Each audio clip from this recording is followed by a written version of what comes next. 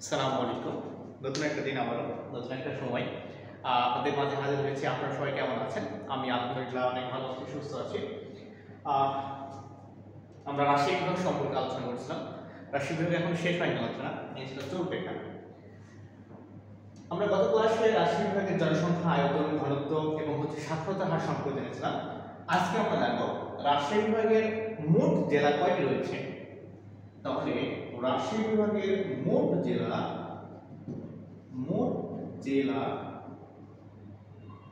8টি। মোট জেলা রয়েছে 8টি। 1 নম্বর রাজশাহী জেলা, রাজশাহী, ঠিক আছে। 2 নম্বর নওগাঁ, নওগাঁতে আমার বাসা, হ্যাঁ, নওগাঁ। 3 নম্বর পাবনা, এরপর 4 নম্বর সিরাজগঞ্জ,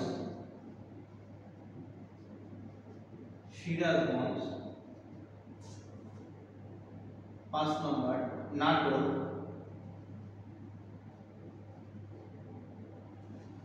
6 নম্বর চাঁপাইনবাবগঞ্জ,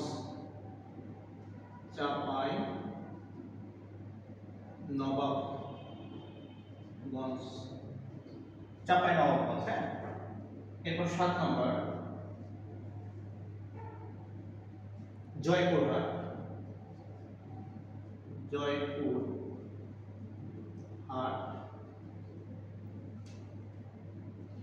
এরপর 8 নম্বর আছে বগুড়া, হ্যাঁ। বগুড়া হচ্ছে আমার একটা দাদার বাসা, ঠিক আছে। দাদুর বাসা বগুড়াতে, আর আমার বাসা নওগাঁতে, ঠিক আছে। আচ্ছা, এখন আমরা দেখে নিই যে রাজশাহী বিভাগের মোট জেলা হচ্ছে 8টি। 1 নম্বর রাজশাহী জেলা, 2 নওগাঁ, 3 পাবনা, 4 সিরাজগঞ্জ, 5 নম্বর নাটোর, 6 নম্বর চাঁপাইনবাবগঞ্জ, 7 নম্বর হচ্ছে জয়পুরহাট এবং 8 নম্বর বগুড়া। এই হচ্ছে রাজশাহী বিভাগের 8টি জেলা, ঠিক আছে। একটু মনে রাখবেন। সবাই ভালো থাকবেন, সুস্থ থাকবেন। আসসালামু আলাইকুম।